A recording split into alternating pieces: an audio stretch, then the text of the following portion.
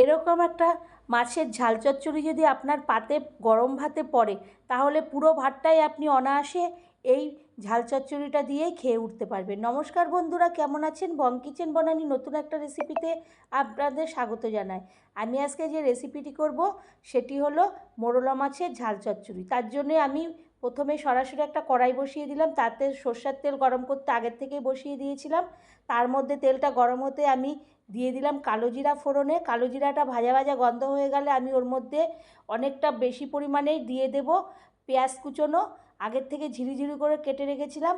এরপরে পেঁয়াজটা ভালো করে লালচে করে ভাজা হয়ে যাবে যখন, তখন আমি ওর মধ্যে দিয়ে দেব কিছু কাঁচা আর পাকা কাঁচা লঙ্কা।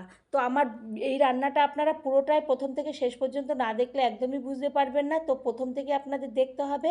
এরপরে আমি লঙ্কাটা দিয়ে দিলাম, তাহলে তেলের মধ্যে দিলে ঝালটা বেশ সুন্দর উঠবে, তেলের মধ্যে ভাজা ভাজা হয়ে যাবে। এরপরে আমি কিছু মশলা ওর মধ্যে দিয়ে দিলাম হলুদের গুঁড়ো, লঙ্কার গুঁড়ো আর লবণ দিয়ে আমি ভালো করে ওই পেঁয়াজ তেলের সঙ্গে কালো জিরার সঙ্গে আমি মশলাটাকে কষিয়ে নেব।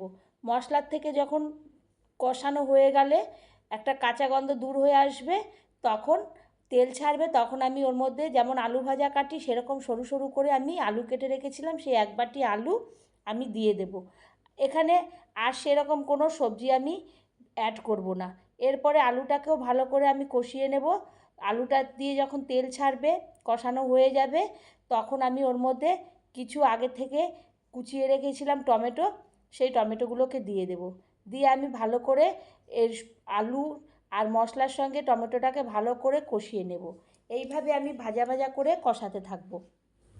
তো বন্ধুরা, আমার চ্যানেলটি যদি এখনও আপনারা সাবস্ক্রাইব না করেন তো প্লিজ সাবস্ক্রাইব করবেন, লাইক শেয়ার কমেন্ট করবেন, পাশে থাকা বেল বাটনটি টিপবেন, তাহলে যে কোনো রেসিপি আগেই আপনাদের কাছে পৌঁছাবে। এরপরে আমি ওর মধ্যে দিয়ে দিলাম, যখন আলুটা টমেটো কষানো হয়ে গেছে, মোরলা মাছ, যেটাকে আমি আগের থেকে ভালো করে পরিষ্কার করে ধুয়ে হলুদ আর লবণ মাখিয়ে রেখে দিয়েছিলাম। এই মাছটাকে আমি দিয়ে দিলাম, মোরলা মাছটা। এরপরে ভালো করে মোরলা মাছের সঙ্গে সমস্ত আলু, টমেটো, পেঁয়াজ এইগুলোকে ভালো করে কষিয়ে নেব। তারপরে সমস্ত মশলাগুলোকে আমি এক জায়গায় কড়ার চারিপাশ থেকে খুন্তি দিয়ে কাছিয়ে আনবো। এরপর একটা ঢাকনা দিয়ে ঢেকে দেব। কিছুক্ষণের জন্যে ওটা সিদ্ধ হয়ে আসছে। আমি এখানে কোনো জল দেব না, কারণ এটা একটা চচ্চড়ি মতন করব।